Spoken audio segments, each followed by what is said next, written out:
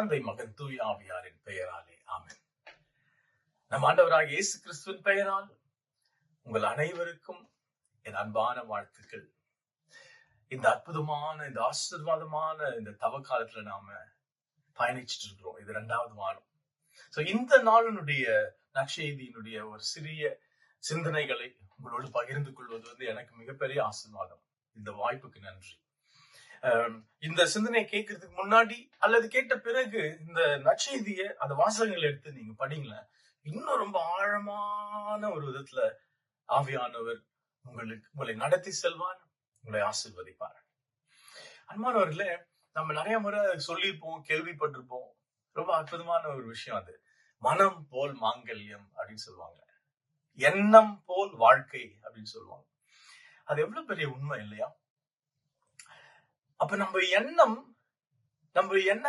எப்படி ஃபார்ம் ஆயிருக்குது, அதுதான் நம்முடைய வாழ்க்கை.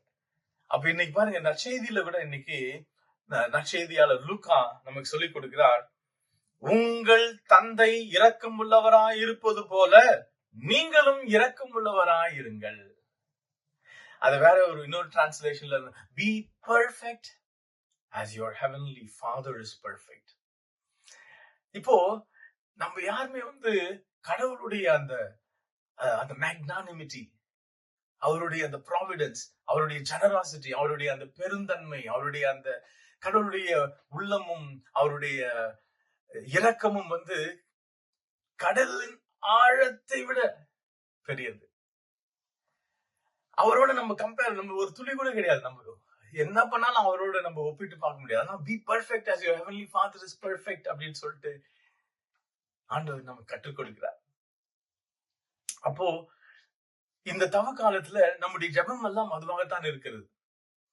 நமக்கு தெரியும் நம்ம எவ்வளவு பெரிய பாவிகள். முதல் வாசகத்துல பாக்குற மாதிரி நம்ம எவ்வளவு குற்றம் குறைகளோட கடவுளுடைய அந்த அன்பிலிருந்து பிரிஞ்சு உடைஞ்சி நமக்குள்ள எல்லா விதமான தீமைகள் நிரம்பி இருக்கிறது.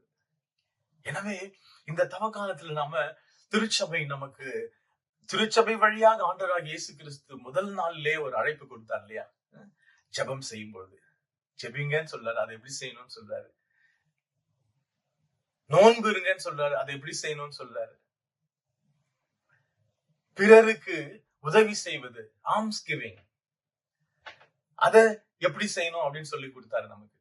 அப்போ prayer, fasting and arms giving, ஜெபம், நோன்பு, தர்மம், இந்த 3 பில்லர்ஸ் ஒரு ஆன்மீக ஆன்மீக வளர்ச்சிக்குள்ள வருவதற்காக, ஆன்மீக போராட்டத்தில் ஜெயிப்பதற்காக நமக்கு கொடுக்கப்பட்டிருக்கிறது. அததான் இன்னைக்கு நற்செய்தியில ரொம்ப ஆழமா கூட நமக்கு சொல்லப்பட்டிருக்கிறது. நீங்க எப்படி நீங்க எந்த அளவையால் நீங்க அளக்கிறீங்களோ அந்த அளவையால் உங்களுக்கு அளக்கப்படும் அப்படின்னு சொல்லிட்டாரு. அதாவது வாழ்க்கையே ஒரு எக்கோ பிரின்சிபல் அப்படின்னு சொல்லுவாங்க. அது பெரிய கதையா இருக்கும். நம்ம ரொம்ப ஷார்ட் ரிஃப்ளெக்ஷன் இருந்தால யாரோ ஒருத்த இந்த மலை கிட்ட நின்று டே முட்டாள்னு கத்துறான். நம்பருங்க, அங்கிருந்து எக்கோ டே முட்டாள் டே முட்டாள் டே முட்டாள் 3 முறை கத்துச்சான். அப்புறம் அவங்க அம்மா சொன்னாங்களான், நீ நல்லதா சொல்லி பாடுறா அப்படின்னு சொல்லிட்டு.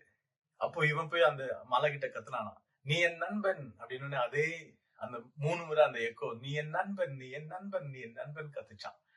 அந்த மாதிரிதான் நம்ம என்ன கொடுக்கிறோமோ அதனால கடவுளுக்காக நாம ஒரு சின்ன விஷயம் செஞ்சா கூட போதும், அது பல மடங்கு ஆசீர்வாதமாய் மாறி நம்மை நிரப்பும். நாம ஒரு அடி எடுத்து வச்சா அவர் 100 அடி எடுத்து வச்சு நம்மை ஆசீர்வதிப்பவரா இருக்கிறார். எனவே இந்த தவ காலத்துல ஒரு நல்ல ஒரு வாய்ப்பு மீண்டும் நம்முடைய வாழ்க்கையை புதுப்பித்துக் கொள்வதற்காக இந்த நற்செய்தி இறை வார்த்தை மீண்டும் மீண்டும் நமக்கு சொல்லிக் கொடுக்கிறது. நாம நம்மளை கலைஞ்சிட்டு இயேசு கிறிஸ்துவை அணிந்து கொள்ள வேண்டும். இது நம்மளால முடியாது.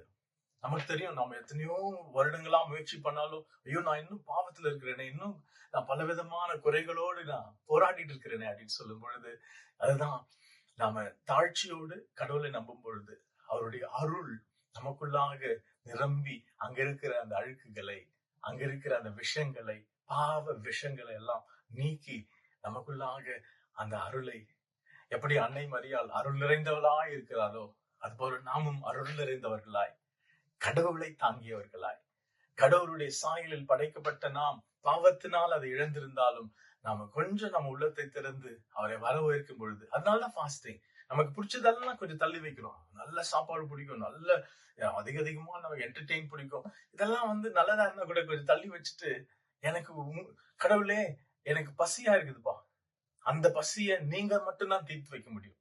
என்னுடைய ஆத்மாவுக்குள்ள ஏற்பட்டிருக்கிற அந்த பசி, அந்த தாகத்தை தீர்க்கக்கூடியவர் நீர் மட்டுமே அப்படின்னு சொல்லி நாம நம்முடைய சின்ன சின்ன தவ முயற்சிகளை, ஜப முயற்சிகள், தவ முயற்சிகள், தர்ம முயற்சிகளை நாம் நல்ல உள்ளத்தோடு செய்வோம். கடவுள் நம்மை நிரப்புவாராக. உங்கள் தந்தை இரக்கமுள்ளவராய் இருப்பது போல நீங்களும் இரக்கமுள்ளவராயிருங்கள். Be perfect as your heavenly Father is perfect. இந்த தவக்காலம் நம்ம எல்லோருக்கும் ஆசீர்வாதமான காலமாய் நிரம்பி வழிய உங்களுக்காக ஜெபிக்கிறேன். நீங்களும் எனக்காக ஜெபியுங்கள். எல்லாம் வல்ல இறைவன், தந்தை, மகன், தூய ஆவி நம் அனைவரையும் நிறைவாக ஆசீர்வதிப்பாராக. ஆமென்.